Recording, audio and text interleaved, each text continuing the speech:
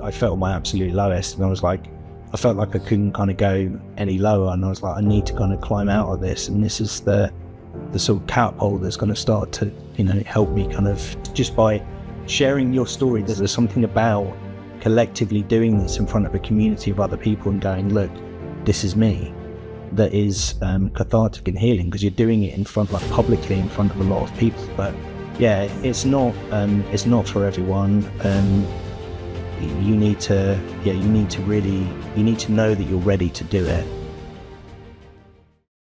No Bullshit Talks is a podcast for entrepreneurs by entrepreneurs. There's too much bullshit out there, especially when it comes to business. This podcast aims to highlight what's true and what's not in the world of entrepreneurship, bringing you honest and raw conversations about the roller coaster that is entrepreneurship. Each week, my guest will be a high-performing entrepreneur sharing the ups and downs of their journey and helping you prepare for the road ahead, while providing you with actionable insights and absolute gems of knowledge. Stay tuned as I introduce this week's guest.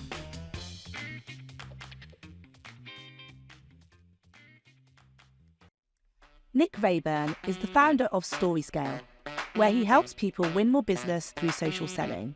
He's the #1 social selling coach in the UK and helps his clients drastically increase their revenue.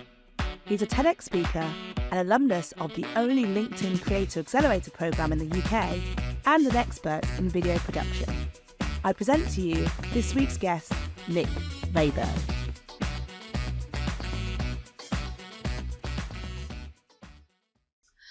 Welcome, Nick Raeburn, to the No Bullshit Talks podcast. How are you today? Yes, yeah, good. Feeling good? Yeah, it's good to finally meet you and finally be.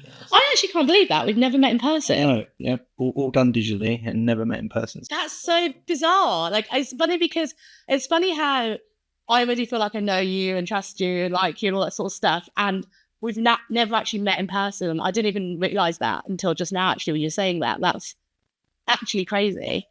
And I guess that shows you the power of digital connections and how you can build that up, which feeds nicely on what we're going to talk about today, I presume, as well. Anyway, so that's amazing. On that note, I think it'd be great for you to explain a little bit who you are and what you do for our viewers. Yep. So I'm a social selling and video coach. I've been doing this now for about just over 4.5 years, I think. Before that, my expertise was in video, and I did that for around 20 years. So there's a lot of things that kind of weave into that, like the storytelling element. And I've just always been fascinated with films and storytelling and that kind of stuff.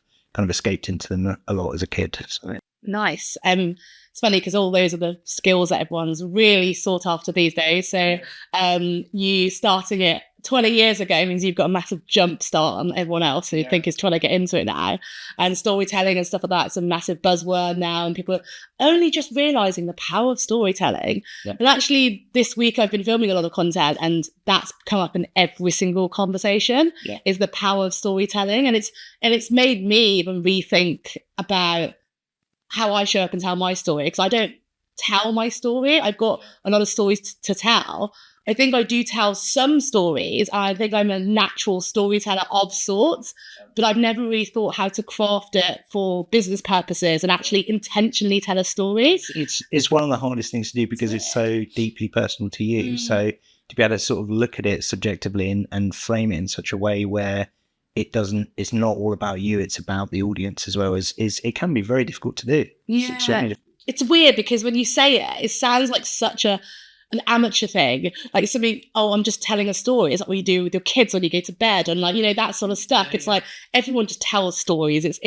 But actually, like you said, it's an insanely difficult skill if you're doing it with a purpose and with a mission behind it. So I'd love to delve into more about what you do, because you said social selling. And I think that not a lot of people truly understand what that means. I mean, even myself included in that, because like I was saying, I create content just for the sake of creating content because I find it fun, but I'm not selling with that content. I really should be.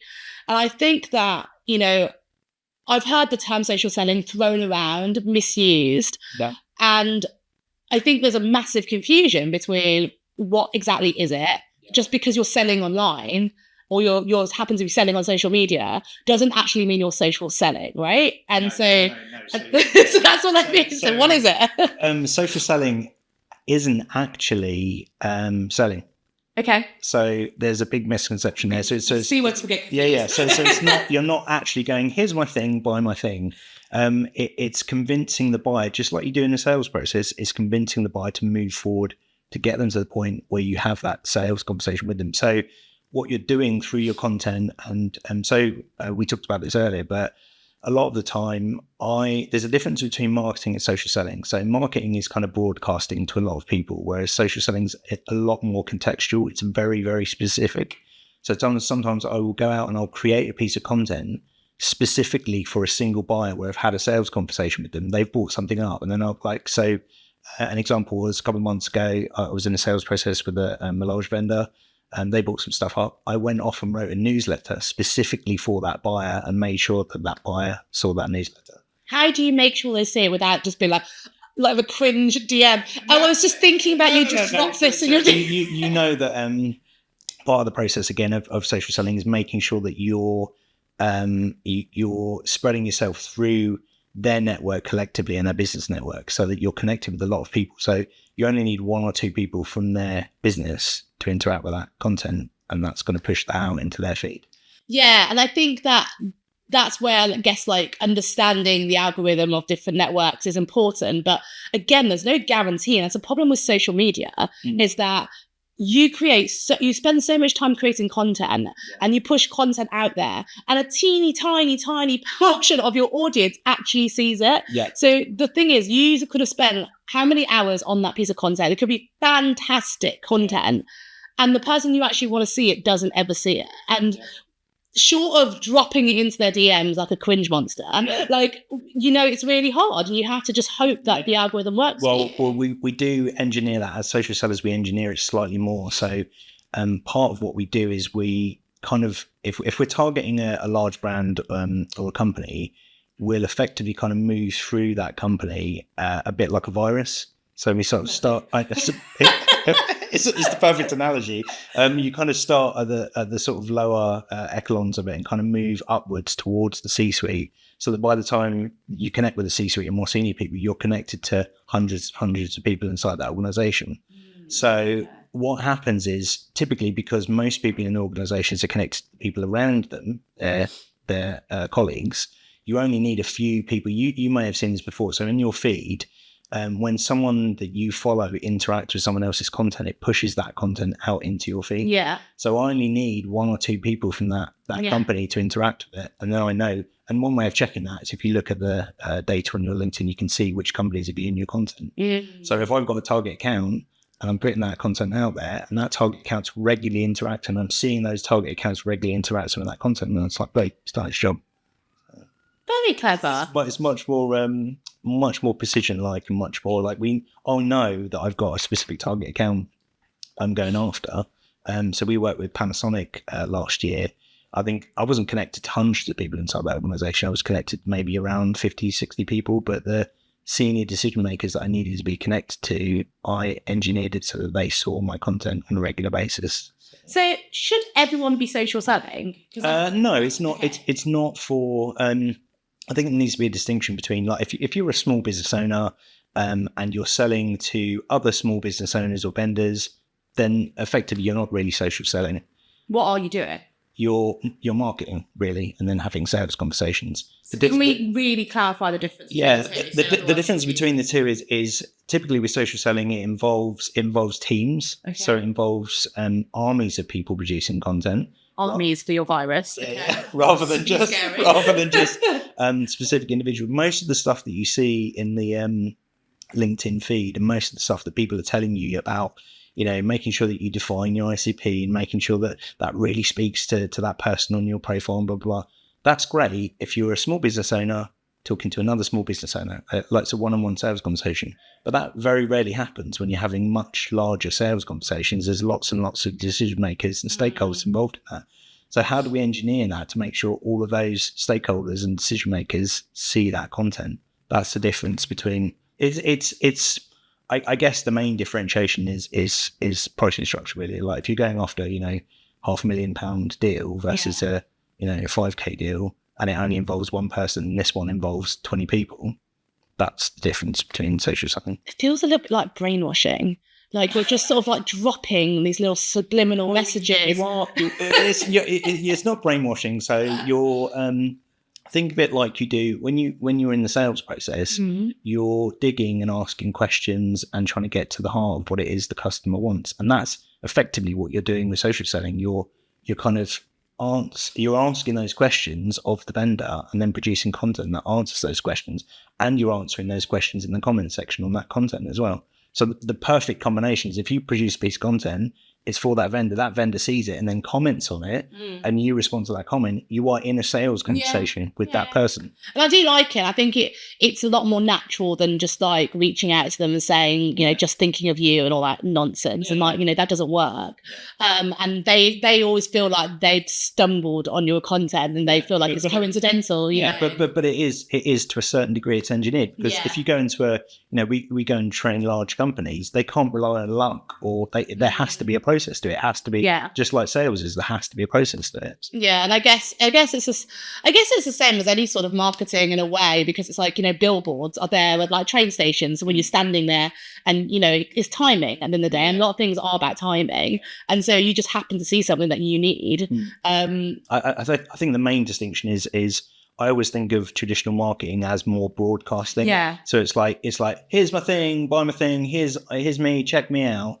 Whereas social selling, it's like it's much more granular, much more contextual. You're having a two-way dialogue and a lot of it is listening. You're listening to the other person, seeing what they're saying, and then responding through your content and your comments to that person. Yeah, and I think then timing is less important, because with marketing there's a lot of element of luck, because it's just like you have to time it right and they just happen to want that thing as you're advertising that thing. Whereas social selling is you're waiting to listen for them to be talking about that thing, and then you resolve that. Yeah, we had a company that I trained a couple of years ago, and they had a new website built, and what they were doing, they were looking on that website to see what products and services or what products they were selling that their customers were looking at, and then they would go off and produce blogs that address that specific product for that vendor, and they made sure that vendor saw that. Yeah, no, I really like that, and I think that it's a much better use of your times. It's more targeted and focused. Which I guess, so would you say then it's better for those who are going after more large enterprise clients rather than the smaller business ones? That makes sense. So I guess I'd love to understand as well how this all ties in with personal brands. I know that you do a lot of work on LinkedIn as a main kind of social media profile, and everyone's talking about building your brand on LinkedIn, and everyone thinks they're an expert on this, and there's so much advice, and it's so confusing and overwhelming. Like, so I guess I'd want to know, your thoughts on personal branding. Oh, God, unless it's too painful. And how that connects to social selling versus like, it was a personal branding versus marketing versus social selling. Like, how does it tie? So personal branding. Yeah, I've got a lot to say. I might get quite ranty here, but it's all right. And just to prep you, it can't probably get worse than me the other day when we bought a personal branding, and I compared the personal branding gurus to Charles Manson. So I don't know where that came from, but I basically said that he was building a cult, and like they were as dedicated and as crazy as those followers. So you're probably not going to get that back. I don't think I'm quite going to go there. But I think the whole personal branding piece. There's a lot of kind of noise, and I see it a lot with people that build personal brands. They focus purely and solely on the CEO or the senior, like the C-suite or the senior people, which is great. Like, they have a story, and that's great to push that, and it's great to push that brand. But have you ever seen Jurassic Park? Yeah, I'm wondering where you're going with this. So what's the big scary dinosaur in Jurassic Park? T-Rex. T-Rex, yeah. So the T-Rex is like traditional B2B marketing. It can make lots of noise. Scares people on the toilet. Scares people on the toilet. It can make lots of noise, grab lots of attention, but it needs massive budgets. It needs legal. It needs sign off. On social, it's an evolutionary dead end. So what's more effective? What's more deadly than a T-Rex? That one with the wings. The velociraptors. I caught up. The ones that hunt in Didn't the. it like spray something in his face? No, that was a different one. But the velociraptor's a little bit bigger. I think the other one's a little bit smaller. Pterodactyls, is that what it is? I don't know. I don't know what that one's called, but so yeah, the velociraptors. So Okay. the velociraptors, they hunt in packs. Okay. So my point is, yes, you can focus on the CEO. That's great, but if you've got an organisation that's got 300 employees, and all 300 of those employees are producing content, you are going to obliterate your competition just purely on the sheer. Any marketing budget that they've got, you're going to tear it to pieces because of the sheer speed and scale that these people are producing content. That traditional marketing model cannot keep up with it. I agree with you. I feel like there's one major flaw in that, is that of those 300, how many of them actually want to produce content? You've got to find. So I think this is the big sort of dynamic shift we're having in larger businesses. There are Gen Zs that are coming through that are building, they're creating startups. They understand how this stuff works and are employing people that do want to build a personal brand versus more traditional, markets and segments where some people are like, oh, I don't feel like I should do that. So you're going to get this, it's going to start doing this. And those are going to start to peel away from that traditional model of how things work. But then there's a danger of this, because whilst I do think it's great, and I do think that I would love to have a team of people who also cared about their personal brand, who would get out there, and that's fantastic for your company as well. Like, it definitely, for example, all those leaders who scream, I'm a great leader because I do this, X, Y, and Z for my company. And you just sort of like, okay, but if their staff were saying those things, that's so much more impactful. Way more exactly. It does. But I think those employees are few and far between. And I think that if you're then only hunting for those people, is that a level of discrimination? Because I've seen some companies actually like put on the job description, must have at least 10k followers. And I'm like, wait, what is this? It's actually a requirement. Part of their recruitment. Yeah, because it's like they want to have micro influencers to build their brand. I'm glad that companies are starting to see that. Are you joking? But then doesn't that start a whole obsession about vanity metrics? Because then people manipulate their thing and they become so obsessed with more equals better. We could start talking about pods and all that kind of stuff and overinflating metrics, but I don't. It's a big grey area. Yeah. But finding the right people, the people that want to step forward and and you don't need thousands of followers. Like, if you've got an engaging employee that loves your culture, wants to talk about your culture, and loves turning up for work, and they're allowed to do that, that's gold dust. How do you assess that though? Like, what I mean, because like, I think also different roles have different personalities, right? And I think that those who are more into like building their personal brand are generally, obviously not consuming things, but generally more the extrovert on the extroverted side, right? And there's a lot of introverts who already feel that they are like disadvantaged because and those are the people that I love, because they're the people that should be creating content. So it typically, in more technical fields, the nerdy people are the people that should be producing the content, because they love and they're so geeky about what it is they do. So give you a really great example. There's a guy called, I can't remember his surname now, Tony, I'm going to completely butcher it, Morano, I think it is. He works for IBM and he's a UX guy. Really, really nerdy. He's a LinkedIn top voice now. His content gets like thousands and thousands of likes on it, but it's really niche, really all he talks about is user experience and like UI design. It's really niche, really specific. But he loves what he does. That's great. I mean, but so how do you empower those people? Because I feel like you said, if they're the ones who should be doing it, they might naturally be introverted and they feel like, a lot of people always go, no one's going to want to read my content, right? Yeah. But I guess they have to want to do it for themselves, because I think that's what I feel like. I don't create content because I'm thinking I want everyone to love it. I create content because I want to do it. It's almost like a release for me. Well, you can see my content is quite vanity. So like, it is a form of release, but it's also that I believe that people need to hear certain things and that they can benefit from it. So I do it because I think it's the right thing to do and I love doing it. And I'm passionate about doing it. You said passion.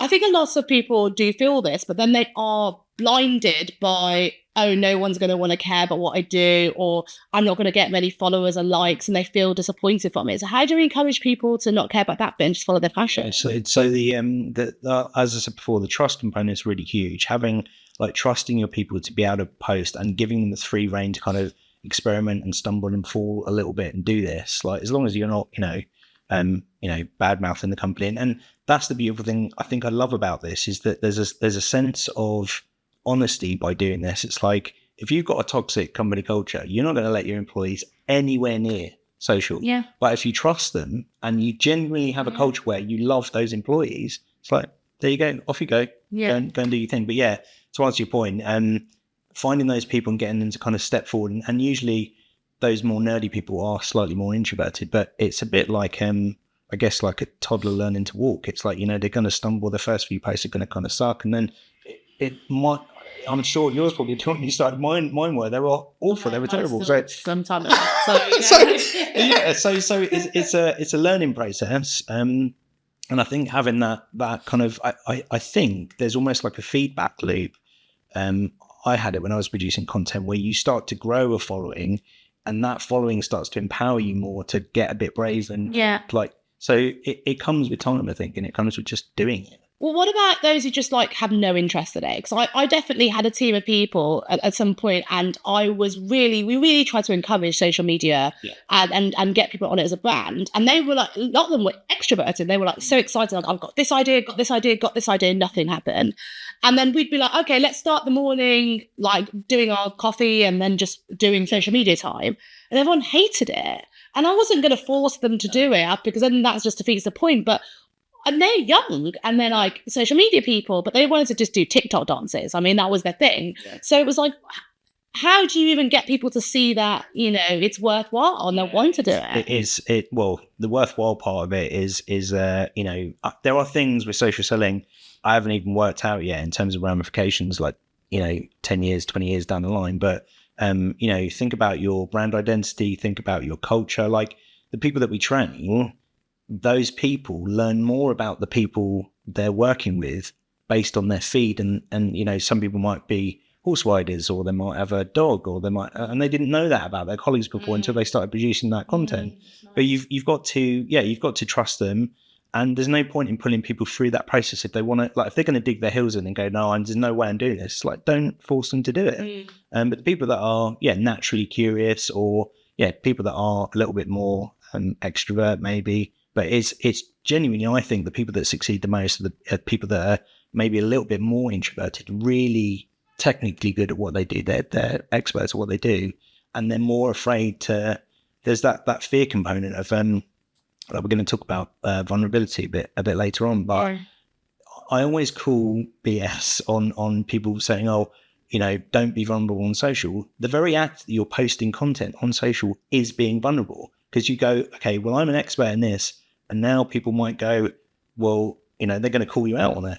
So there's a fear component of like, well, if I post this thing, I'm going to get hundreds of people potentially going, well, that's wrong and this is wrong. And so, that there is an element of vulnerability by creating content in the first place, because your expertise is being called into question. It's absolutely nailing it for their brand. Yeah. Because it's still a new, like, even like the whole personal brand thing, people still think it's about the C-suite and the senior people. And it's like, no, you've got armies of guys and girls behind you who could be absolute, like they could be, the next B2B like rock star, and you're sat on them and you never even know it, because you haven't given them the opportunity to create that content, because it's all about me and my story. It's like step out of the way and let them.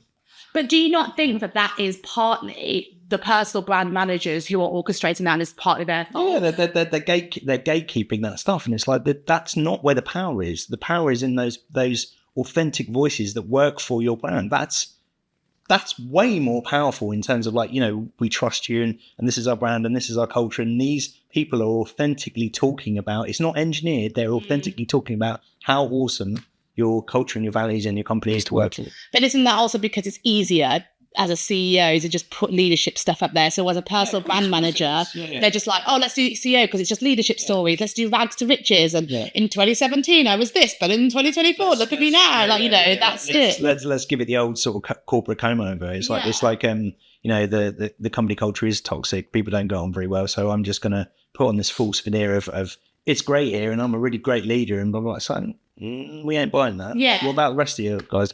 Yeah, and it's like, okay, you could talk about all your leadership thing and go on there, and then you go and Glassdoor and they've got 2 stars, and you're like, but people don't check. And that's the thing with all this sort of social media stuff, like people are putting on these results going, I just got this, and photoshopping their stats and reach and all that sort of stuff, and no one's actually checking things behind it. There's a girl now, she's actually been given a top voice badge. I don't know how she's managed it, but they're of LinkedIn obviously believed her bullshit too.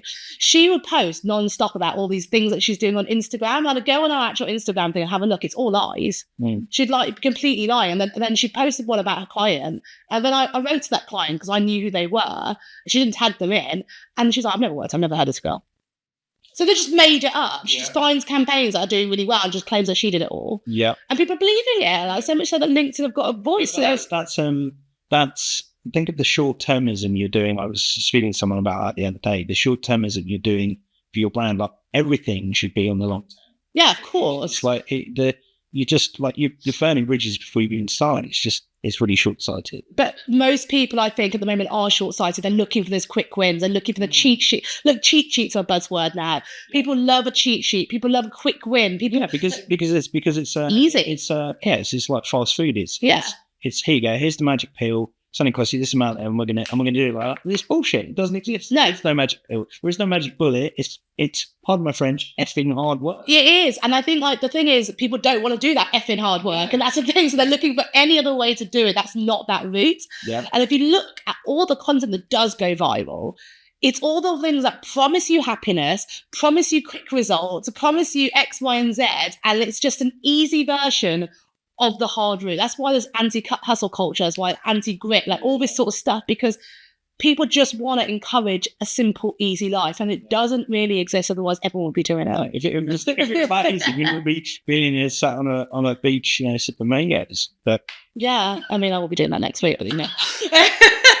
But I want to go back to that vulnerability thing, because I think that has become a huge buzzword.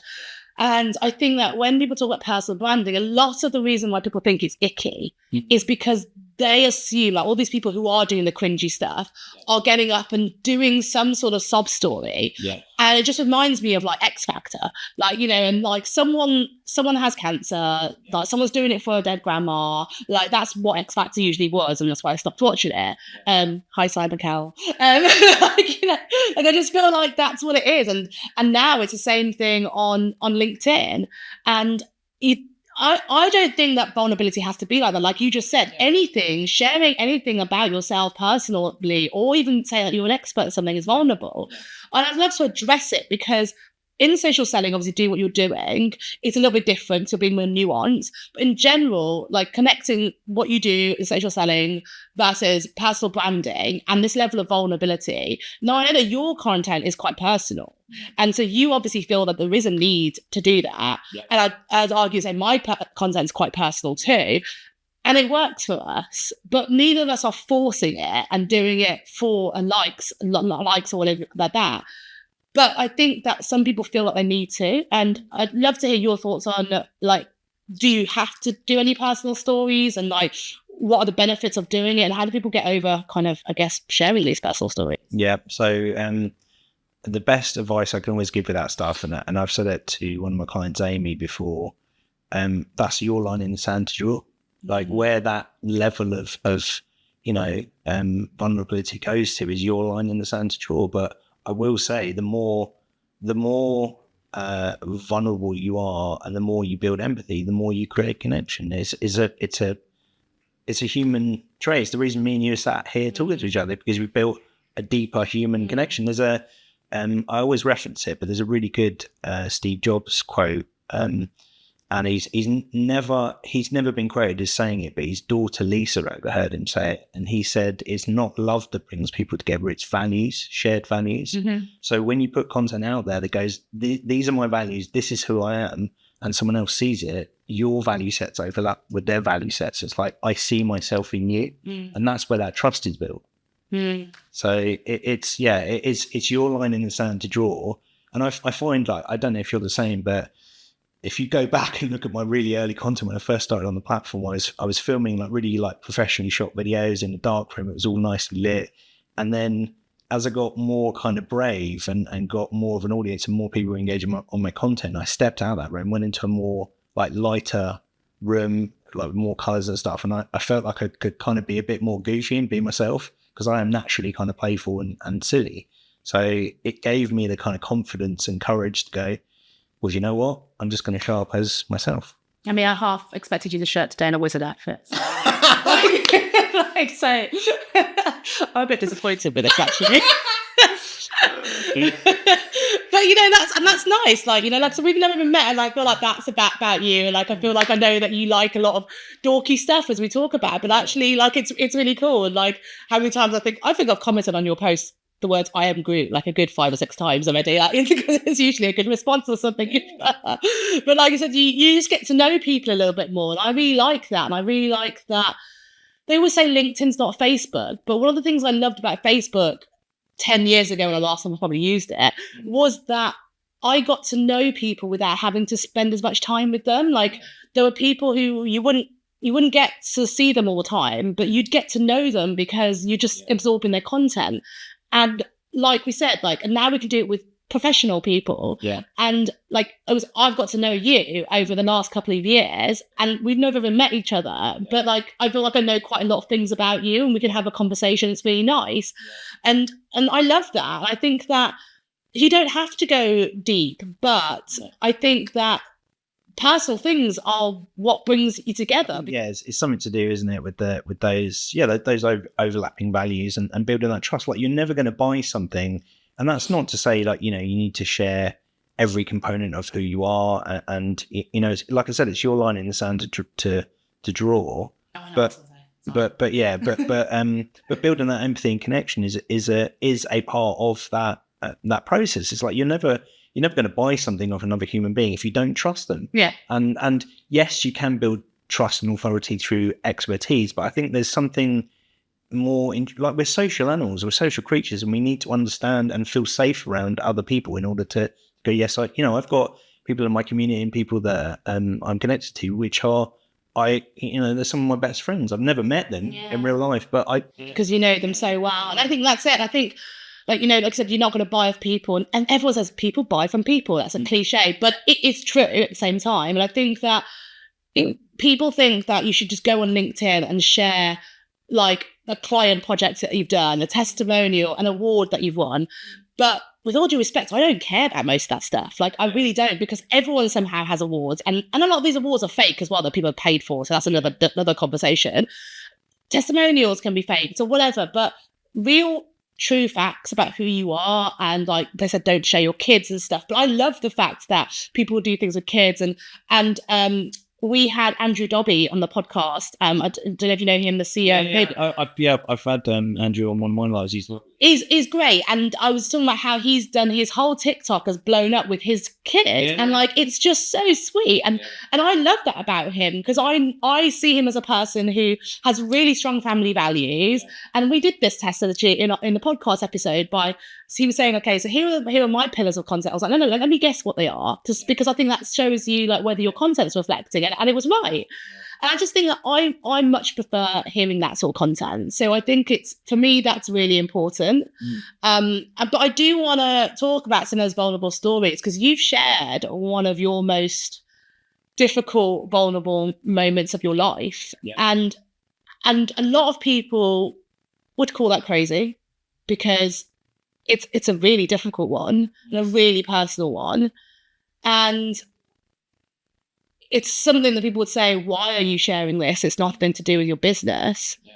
But I guess it's shaped the person you are today, and that's relevant. It's everything to do with my business.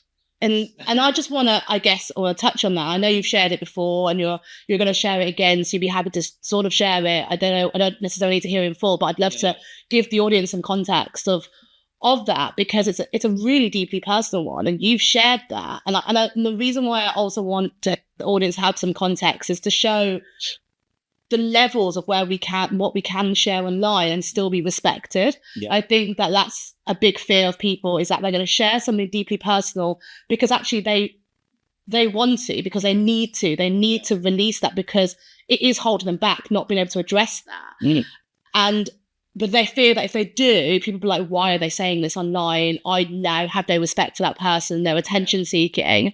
So I'd love for you to share as much as you're comfortable with. That's it's your story, it's your brand, it's your profile, it's your line in the sand to draw.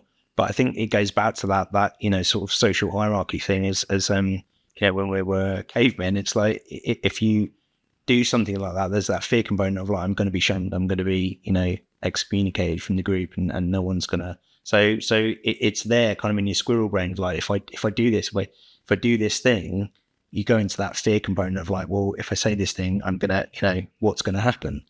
What are the repercussions? And I remember I did a video about it. So my story, and for the viewers that don't know, I was sexually abused when I was a child from the ages of 5 till 10. And I did a video about that, I did a post about it originally on a day. It was kind of mid-lockdown, and I felt like I'd been drinking for quite a lot and had like just a really shitty day. And I was like, I need to tell the world about this, because it's going to help me heal myself. And I did that, and then I remember doing a video a little while afterwards, and I remember I'd recorded the video, and I'd been putting it off for months. I was like, I made every excuse under the sun. I was like, I'm not going to post this, and I'm too busy, and blah, blah, blah. And then I ended up posting it. And I distinctly remember sitting at the kitchen table on my laptop with my finger hovering over the mouse button, going, what happens if I post this? And I sat there with my finger on the button for probably about half an hour. And I was like, do you know what? I don't care. And I was just like, boom. I'm gonna go down the rabbit hole and see what happens. So it was that was probably one of the scariest things I think I've ever done in my entire life. And how did people react? It was incredible. Lots of. I don't think I had one negative comment on that video. I think I had about 130 DMs on that day from other people that were like, "This has happened to me," or I know a family member this has happened to. I had one guy, just a complete stranger, ring me out the blue, and he said, "Yeah, this has happened to me," and it was my uncle, and I was crying on the phone, he was crying on the phone. So that, to me, that is the power of content. It is like, if you share your story and you're you're honest about it, it has so much more power and reach than you think it does to affect other people's lives in a positive way. So you could say, it's affected my brand and blah, blah, blah, blah. But the ripples and repercussions of sharing that story and how it impacted those other people and maybe set those other people on a path to maybe healing themselves, that's like, I can die happy, I think. Yeah. And that's it. I just think when you hear so many people reach out to you, what's also terrifying is how prevalent this is. Good. It shows you how often this stuff goes on in families, in businesses, in any abuse of power relationship. It's so common. But yet people are casting a blind eye on it, or it screws people up so much that they are so scared to say anything. Yeah, it's the fear component, and then they get away with it. And that's how abusers, they rely on that fear component of you not being brave enough to kind of share your story and speak up. And there's an enormous amount of power in that, and strength in kind of reclaiming your power. It is transformative, and like, this is not the place of me to tell my story and how what my version of that and how that changed things. And I think, there's a discussion for another day to talk about things like that with other people, but it is that sense of power and transformative. And and it can do wonders for people. But I think you did it so bravely on social and so vulnerably, and like you said, you got such an overwhelming response from that, and not a single bit of negativity, which is incredible for social media, because you could put anything on there and there's always going to be someone who just has something bad to say. Yeah. And I guess that shows you the beauty of social media too, when it does work. That to me is that I still think that social is still in its infancy, and there's a lot of I talked about this concept before in a post a little while ago, and I'm trying to build a real digital community with the community I'm building at the moment. And I think there's a distinction. There's a book I'm reading at the moment called The Second Mountain, and the guy in that talks about this distinction between tribalism and community. And he says that tribalism is, and if you look at, you can see it in a lot of people's content. So tribalism is a group of people with a shared hatred, and community is a group of people that have shared empathy. So tribalism is we don't necessarily hang out together. The only reason we hang out together is because we all hate this particular group of people, and you can see it on some people's content how polarized it is. And when someone comes in and kind of what's the word? Not necessarily kind of like critiques the author, or you get all the people in the comment section kind of climb over them, and that is tribalism. That's not, it's not conducive to having an adult discussion or discourse where two opposing people meet and then there's an actual discussion going on. So there's two sets of people just shouting at each other. That's not. Yeah, and I think that's where the whole Charles Manson reference came in, because it was like, those followers weren't a community; they were psychotic, and it's like that. We're gonna attack you and call you out, and it's like that's not healthy. It's not healthy at all. But that's what I feel like people are creating at the moment. It is they're more these tribal followings than they are communities. I don't think it is that genuine supportiveness. It's actually just that kind of. And he says in the book that it comes from a sense of collective individualism. So collective individualism it's all about the self. It's like, I'm super important, blah, blah, blah. But it's how we've become the dominant species on the planet, is because we work together in groups. So that's, to me, that's I think social is still in its infancy, but over time it will effectively start to become more community-led and more like it is in the real world, I hope. That's why I'm a romantic, so I like to see the. But I guess, that's an incredibly vulnerable story to share, and I think there's a lot of people out there going, there's no way I would tell that. And like you said, you got to do what you feels comfortable to you. But what advice would you give to someone who does want to tell their story, and it's really really important to them, but it's really difficult to tell? Like what gave you the guts to do that? I think I felt my absolute lowest, and I was like, I felt like I couldn't kind of go any lower, and I was like, I need to kind of climb out of this, and this is the sort of catapult that's going to start to help me kind of just by sharing your story. There's something about and that I'm part of a men's charity called the Band of Brothers. There's something about collectively doing this in front of a community of other people and going, look, this is me. That is cathartic and healing, because you're doing it in front, like publicly in front of a lot of people. But yeah, it's not for everyone. You need to know that you're ready to do it, I think, and speak to a few people before you do it as well. I don't think I did. I think I'm a little bit. There is a little bit of crazy in me, and I was just like, you know what? I'm just doing this, and yeah. Sometimes it happens accidentally as well, though. You don't have the time to prepare for it and talk to other people. Yeah. It just accidentally comes out, and you don't really realise it's happening. And then the thing's bigger than you, and it just kind of takes over. I think that's happened to a lot of people. And I think when that happens, then it becomes a lot harder to process, and it's just a big, overwhelming thing. I think that it's the support that you get from other people. Like you said, those people who reach out, and it's people then probably from your past you haven't spoken to in years and years and years, but probably would be like, hey, Nick, I'm so sorry, man. If you ever need a chat, let me know. And each one of those messages just really means something, because they took the time out to just check in and make sure you're okay. Yeah. like, and I think a lot of people rather just not have to talk about it because it's awkward, you know, and it's a difficult subject. And I think it also helps you find out who's really there for you. And I think those tough times are. And so part of me puts these posts up, because I think I needed to process, you see what I mean? And I talk about some of the difficult things I've had, whether it's like a form of racism or something happened, because also I think we need to bring awareness that racism does exist, like that, you know, how to handle it and how I've handled it.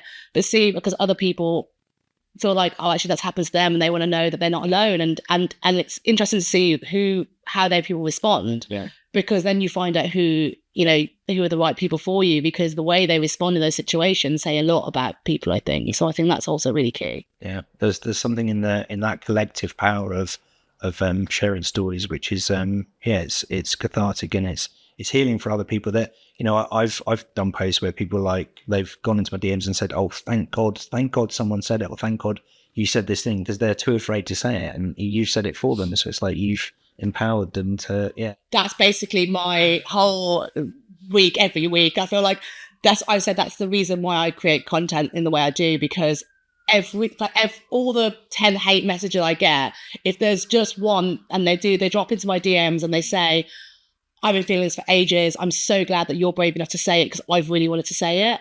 And every time someone says that to me, I just go, and I'm like, I feel like I'm meant to do this, and that's the reason why. That's you're on the right path, and you're supposed to be. Exactly, and that makes it worthwhile. Yeah, that's for me. Yeah, there's I can't remember what I was going to say now, but there's something about that sort of collective experience of sharing stories, and I think sometimes I don't think I engineer, like, I'm really funny about the way people, like, really over engineer, like, their brand. So I've got a lady I trained a while back, and she did a talk, and one of the guys in the talk, they're all there talking about their personal brand. This guy was like, oh, I only post things about me I want people to know about me, kind of like really over engineered. And she was like, oh, like, red flag moment. Like, so I think, like, there should be a combination of you know, this is, I'm an expert, but a lot of it should come from in here, because how are you building otherwise it's just a surface level. And so going back to the personal brand piece,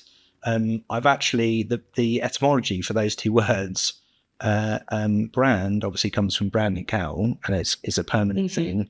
And personal comes from the Latin persona, which means mask. So it's like, there's not really a great look for building, you know, any kind of trust or a relationship with someone. You're effectively you're putting on a mask. Yeah. And I genuinely don't feel that, and this is my own opinion, that some of that stuff should come from you, because, like, how can you build empathy or human connection or trust if you're not telling authentic stories about yourself? Yeah. If you think about all the people you trust most in the world, it's not necessarily even the people you've known the longest. It's the people you probably know the most intimate things about. Yeah. And, like, why do you trust these people? Because you just know some really personal stuff about them and how they handle it, and that says a lot. Like, whereas someone could have all the qualifications of the world and how many followers and what, I don't trust them with anything because I don't know them. I don't know how they handle difficult stuff. It creates a bridge. It creates trust that much more quickly by being vulnerable. I was listening to a podcast a little while ago about coaching and mentoring, and vulnerability is the greatest tool coaches have in terms of building trust. It's just like, if I can be vulnerable with you, that gives you permission to build that bridge to go. Exactly. My question now is, how does all of this tie in with video? Because you're a video guy. That's what you said you've been doing for 20 odd years. Yeah. And of course, you know, a lot of your content's video content. This is video content. And, you know, I obviously see the beauty of video and, you know, the role I think it's going to play in the future, hence my investment in it. But it's difficult. As you've seen, as I've tried to set up this podcast, it's messy. There's a lot of stuff that can go wrong. It's expensive. Yeah. It's time consuming. It's hard. That's what I think. And I think a lot of people echo that sentiment. And to add to it, a lot of people don't like being on camera, just to make it even more complicated. Like, you are obviously a big fan of video. You obviously love being on camera. You're good at it. This is what you do. So therefore, people are like, well, it's easy for you. But do you think, like, what are your thoughts on video when it comes to social selling, personal branding? Should more people be doing video? And I'm guessing the answer is yes, which is disappointing for a lot of people to hear this. So let's just yeah, shit. So let's just say it's yes, but then I want you to help the people who are terrified of video, who are terrified to get in front of camera, and or just like I have no idea what to make content of. Like, it's one thing already writing stuff in a personal way and talking about it and having a fear of doing that. Then putting your face out there and having people look at you and then say things about you, and like you say the wrong thing, you sound stupid. There's a lot of thoughts going on out there, right? And everyone's panicking about it. So what can we do, and what is video looking like? So I think the biggest hurdle with video, a lot of people are going to get wrapped up in the whole gear thing, and it's like, you know, I need lights, I need microphones, I need multiple cameras, I need like bits of kit, and yeah. but you don't. If you've got a smartphone, I would say the only thing you probably need to invest in early on is a decent quality microphone. Mm-hmm. Because there's an old adage that video is 90% audio. So. Yeah, everyone always says, like, if the audio is okay, then it doesn't matter how crap the video is, because people can listen to and there's actually a psychological reason for that. We're much more susceptible to visually processing stuff and kind of letting it slide, but auditorily, when we hear something and it's jarring, it doesn't. There's something about it. I don't know the actual psychological reason. I guess I'd rather watch something on mute with subtitles than have like it as the audio signal. Yeah. It would actually annoy you less, wouldn't it? So it's weird. So I guess it makes sense. So you don't need tons of tons of gear. Sorry, decent smartphone. Most smartphones have got decent cameras on them now. Get yourself a decent quality microphone. It's more the storytelling component and the content, really. And two tips I have around that is one is based around curiosity, and the second one is suspense.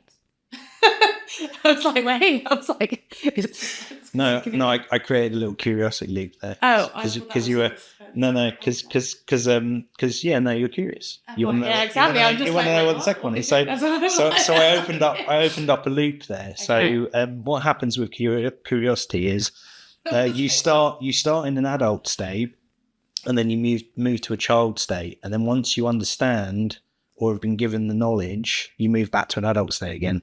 So it's the child state be like, I want it. The child state is we are naturally curious as human beings. It's the reason we're the dominant species on the planet, because we're curious about how things work. So when you move people into that child state of curiosity, it's like, well, what's going to happen next? Think of a good example is the TV show Lost. Do you ever used to watch Lost?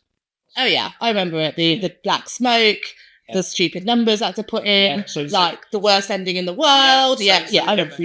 Every single episode put you into a new curiosity loop, because it was like it threw up this conundrum, and it never quite got answered, and then it just threw up another one. So it was like you were constantly in that child state, like, what's going to happen next? What's going to happen next? What's going to happen? But then I said it's the worst ending in the world because there was no payoff. Exactly. Whereas I feel like that's what they say about, I guess is that what they say about, and like they say about, I guess, TikTok content, because it's smaller, bite size. But it's like, create the curiosity, but answer the bloody question. Otherwise, people are going to be disappointed. You'll see that a lot on short form content. They open up a curiosity loop and then they don't close it, and it's the most frustrating thing ever, because you have to move people back to the adult state again. Otherwise, they're like it's just like the rage is just. Yeah, I mean, I totally get it, because I just like, well, I remember the answer now, but so annoying. And then you get stuff with them for actually doing this to you rather than actually helping you. So one is curiosity, incorporating that into your storytelling component. So opening up some kind of curiosity loop where people are like, oh, I'm intrigued now. What's gonna happen next? I'm still gagging to know what number 2 is, because you. And number 2 is pattern interrupts. So disrupting or changing up how in changing up your expectation of the norms of how things work. So I always give them a credit, like I feel I should, but the Knowltons really inspired me when I first started on LinkedIn. Dan and Lloyd, yeah. So when I first came on the platform, I was tinkering around with content and came across some of the video content. I was like, what the hell are these guys doing? Like, they're like wearing wigs and they're doing all this like crazy. And I was like, and it's working. Like, people are really engaging with it, because if you look at most of the content on LinkedIn, it's really like vanilla and beige and corporate, and they were doing something a little bit different, and they were creating a pattern interrupt by doing that. So they're being themselves too. I think that's actually what they like doing. They weren't doing it because they were trying to be different. Yeah. They were just embracing what they really like, and they had fun with it, and they're good at it. But I think the good thing about it was that it was still good production value. Yeah. So it showed that they actually could do a good job from it. So obviously that helps. I think that you can't be different for the sake of being different. You have to also be good at that different thing. Yeah. So the pattern interrupts, I'd like to just, I guess, talk about that, because like I said, don't be different for the sake of being different. That's what I hear again when it comes to content. People say, be controversial. And they go, that's why your content does well, because you're controversial. And I'm like, I'm not intentionally controversial. I just decide to say things how they are, or I decide to say things against the norm. Yeah. And it does well because I'm one of the only people saying that. Yeah. So how do we stand out? Because like you said, there's a lot of people doing things. Everyone's got a podcast, and I guess that's also why I decided to move to doing it this way, because everyone's got a Zoom podcast or audio podcasts, and that blends in. Whereas how many people are setting up a podcast in this way? There's fewer, there's obviously a lot, but there's fewer people doing it. So hopefully it helps me stand out a little bit as well, to show that I'm serious about it and I'm having real conversations and, that sort of stuff. What can people do to stand out, again, without feeling uncomfortable, without spending a lot of time and money? I think that goes back to what it sort of touches on what we were saying earlier about that concept of kind of understanding who you are, I think, because whether you realize it or not, like, the odds of you being born are 400 trillion to 1. Same with me. In terms of that particular sperm. That's what I was working out. I was like, how much sperm do you guys produce? Hitting that egg, that was the odds, like the actual, like, statistical, if you actually crunch the numbers, the fact that me and you are sat here right now having this conversation it's mind blowing. You just cast me back a good 20 years or something.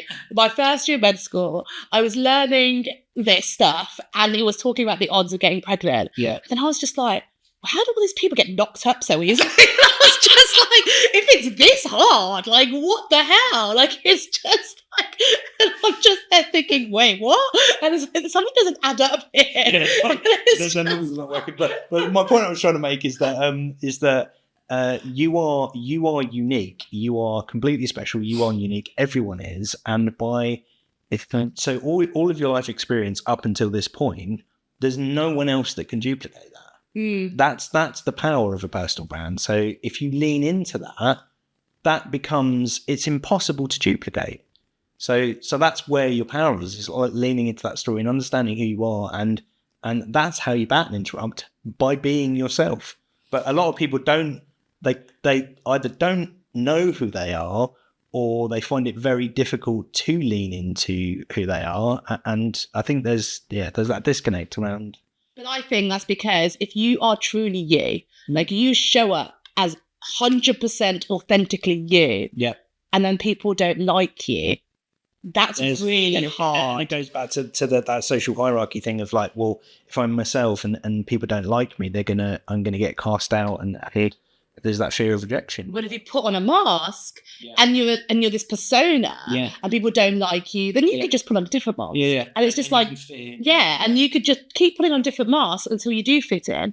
But if you are 100% just you, I guess it's like could it go exhausting to me? Well, yeah, it does. But I guess it's like, people put on makeup, and like if you go out full, like, fresh, no makeup, and people don't like the way you look, there's not much you could do about it apart from put on some more makeup and cover yourself, and that's what I guess the same sort of thing is. People don't want to go out without any makeup because they don't feel fully them. And I think, like, putting on a bit of makeup is fine. Like, so make yourself the best version of you, so still be true to who you are, but there's a difference between then changing your whole face and putting in different colour. And Like, and there's a different level, right? That's not to say that you know, the content that I put out, some of it is what's the word I'm looking for? It is polished, is kind of, you know, more engineered, I guess. And then there's stuff that I just post off the cuff that isn't so much. Like, and so I guess I'd love some practical advice for those who are trying to do video, because I do think that video is great. I'm investing time into starting my own YouTube channel, which hopefully when this is live, I will have actually done it, and there'll be some videos on there, maybe one follower if you follow me. And and so, you know, I feel like I do think there's a good future in it, but I've also decided I'm going all in, hence all the equipment and stuff like that. But let's say, like, you know, we've got phones that can do 4K footage, and we've got a cheap light that can click on the back of the phone for like a selfie light, and they're like £5 from Amazon or whatever. We've got gear. Yeah. Say if we do storytelling and everything, how do we, like, what should we be working on? Say if we're just using our phone, you know, and we want to just post a bit of content, nothing crazy, but we want to just get into a habit of creating good quality content. If we're on a budget, time and money budget, you know, how do we commit to creating good quality video content regularly without adding more stress in it?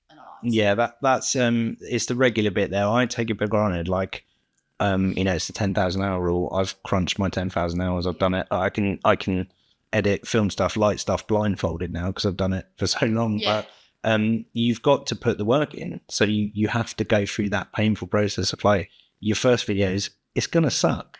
It is going to suck. Your 20th one might suck a little bit less. Your 50th one, it's going to get a little bit better. Your 100th one, bang on. So you have to go through the pain of, there is no other way of doing it. It is painful. It does feel uncomfortable. It does feel weird.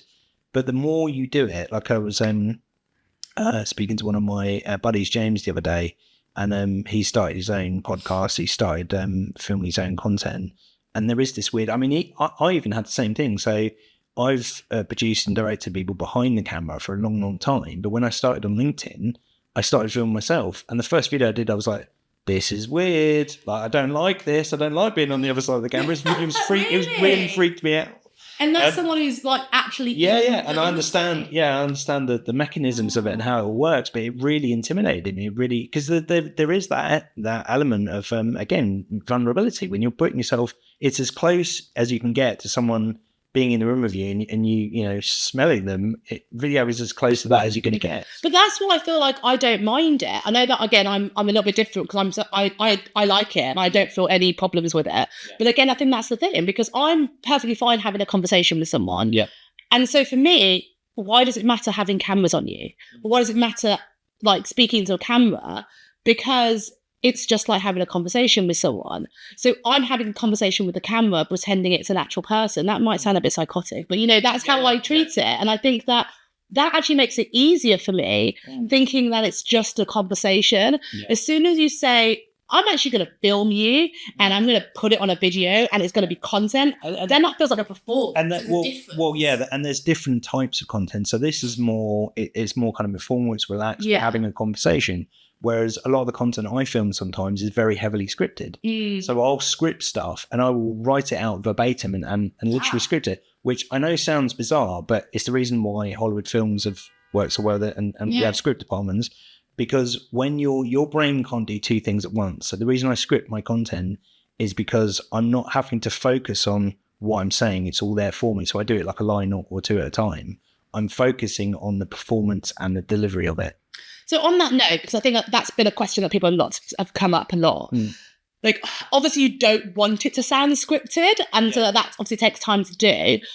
Like, how do you write a script? So say if you have got a verbatim script, but you also want it to sound natural. You do it in your natural language. You would dictate it. You would speak it out loud. How you would. How are you reading it while looking at the camera? So I will have it. I won't read it. I like, some people use teleprompters. That's what I'm not a big fan of teleprompters, because you end up going back to that process of, like, you're doing this and you're reading the thing and it's like you seem engaging. Yeah, and you can't do those. You can't do two things at once. Right. I'm shit at multitasking. Yeah. You can't do it. Our brains aren't wired for multitasking. So if you're trying to, like, read the words and have a semblance of like theatricality. Like I said, with video, it's not necessarily what you're saying; it's how you're saying it. And some of that isn't just verbal; it's body language and cues and how we. So there's a lot more to it than just what you're saying. Yeah. But going back to your point, I don't read it off of a script. I'll type the script out. I'll do it with notes, so it's in my natural language, and then I'll just memorize a line or two at a time. So you do it, and then you cut the So I'll just memorize the line, and the line's in my head. I'll do the line, and then I'll stop, and then on to the next. Okay. So then basically, then it's just a bit of editing afterwards to just break up. Just a bit. reams of editing. Well, that's the thing, and I think that's what then intimidates other people, because either you have to go get a professional editor, which is money, or they have to learn this editing thing themselves. Editing is not, and again, I take it for granted, it's not as difficult as you think it is. All it is really is you're removing the filler, the ums and the ahs, and just kind of tightening it up, and then you're just moving those particular clips around to get the right, so it sounds right. That's it. It's that simple. It's that simple, yeah. It's like people say to me, this is a website, you just like click a few buttons and it's online. No. Now, I'm saying this because I've just been recently trying to do my own stuff, and it's not as simple. Let's just say that. Like, when I try to cut it out, then I'm like jerking in between the scenes, and it's the having to make it smooth and look like you're doing it all in one take. That's hard. Is a really good. I cut my teeth when I started in video. I started as an editor, and I would encourage anyone that wants to get into video, learn how to edit before you learn how to shoot, because when you're shooting, you'll shoot with the edit in mind. But what if you're just a business owner? What if you're just a business owner? If you're a business owner and you haven't got time, then offload it and get someone else to do it. It doesn't make sense for you. I mean, if you enjoy it. I enjoy the process of it. But if you can employ someone to do the editing kind of stuff. It doesn't make sense for you to, as a business owner, to be sat there editing reams of video. So yeah, I feel like as a business owner, it's hard, like, to be able to spend time doing that. You're already doing a million things. But you can. So I went out with my son a little while ago, a couple of weekends ago, and it was just me and him. Went up onto the downs near where we live. I took my smartphone with me, and I took a packed lunch with us, and I took a copy of The Hobbit. So we went up there, and I read him The Hobbit. But as we were the whole thing. No. It's like the first chapter. Yeah. He was more interested in the back lunch, but I got a few little shots while we were walking up there, like took my selfie stick, and then when I got home,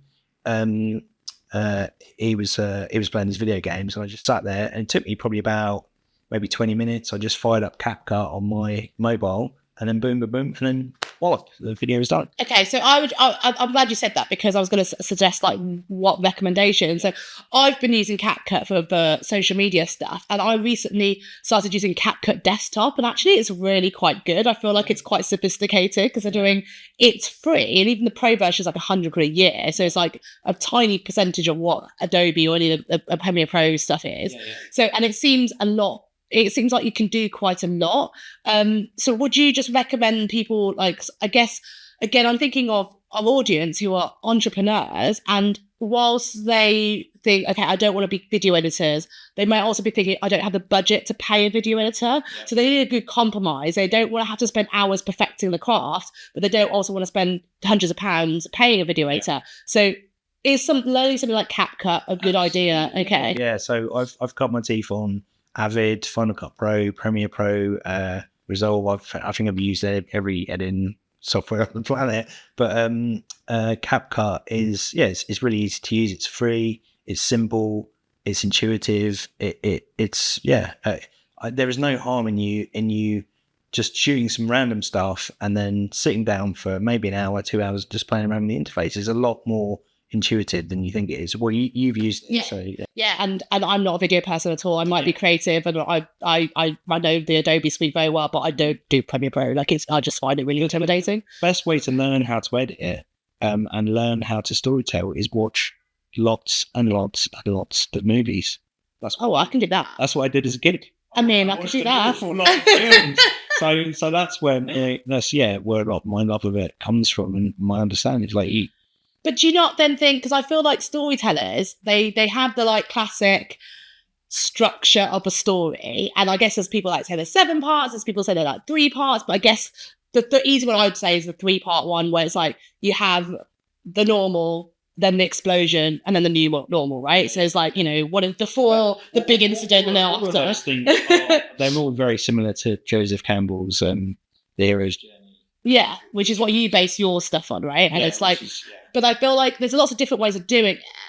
But do you feel like if you do too much into storytelling, does it not ruin movies for you?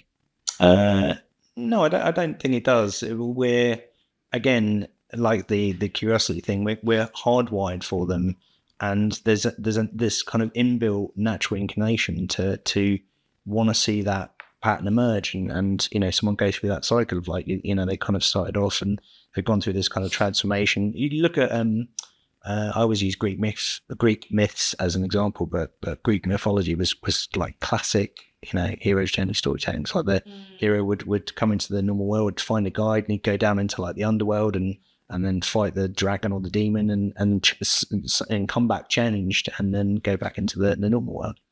So yeah, it's that you know, I mean, things like Star Wars, Harry Potter, they're all very like they are very hero's journey. Oh, geeky shows.